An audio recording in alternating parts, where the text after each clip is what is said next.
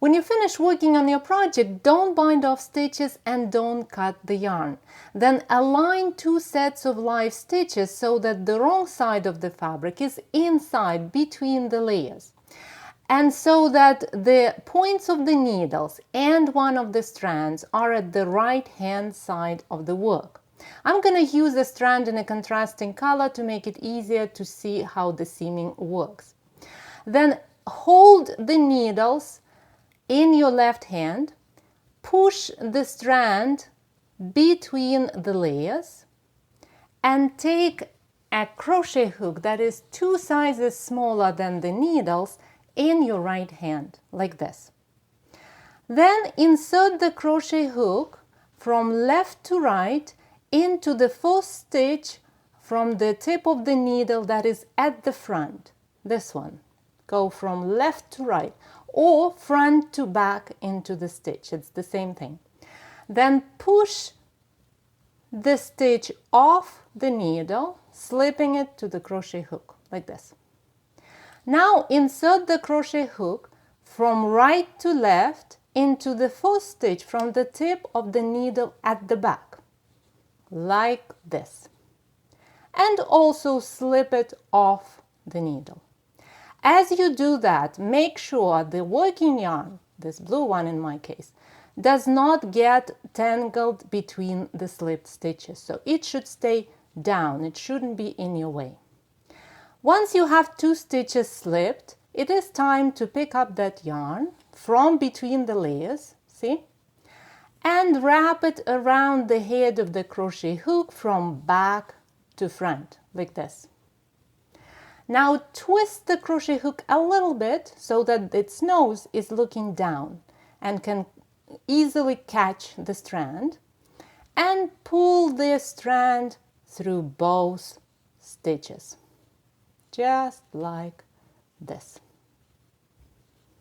And now we repeat the same thing.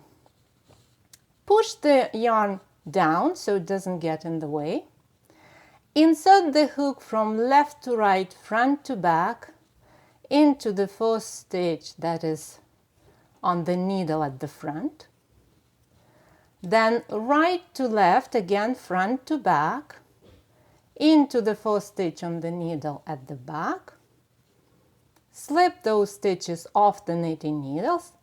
Now we have 3 stitches on the hook, and it's time to pick up that yarn, wrap it around the hook, and pull this wrap through all 3 stitches, like this. See, I'm pushing the yarn back and then slipping the stitches again, one here, one there. Then bringing the yarn, wrapping it around the hook. And if you find it difficult to push this wrap through all 3 stitches at the same time, you can do it in 2 steps. First, pull it through the slipped stitches, and then pull it through the stitch of the seam, just like this. And we keep going, slipping stitches, one here, one there. Then take the yarn, wrap it around the hook, and push this wrap through all the stitches that are on the hook. And you see that every time we finish these 3 steps, slipping one stitch here, one stitch there, and pulling the yarn through, we form one chain of this beautiful, absolutely beautiful seam.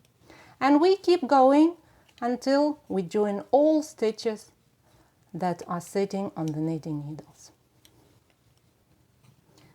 And I'm down to the last pair of stitches, one here, one there. I remove the needles, pick the yarn, wrap it, and pull the wrap through all stitches that I have on my crochet hook. Once you finish seaming, cut the yarn and then pull it out of the work.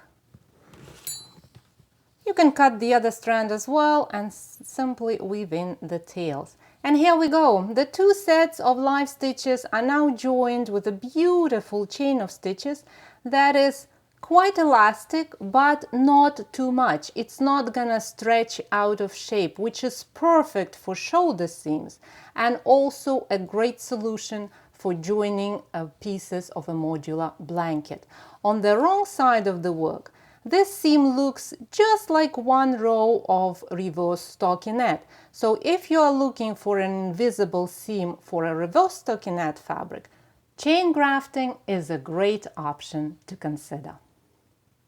If you find this tutorial helpful, please subscribe to my channel and click the bell icon to be notified every time I publish a new video. Happy knitting, my friend. I'll talk to you in the next tutorial.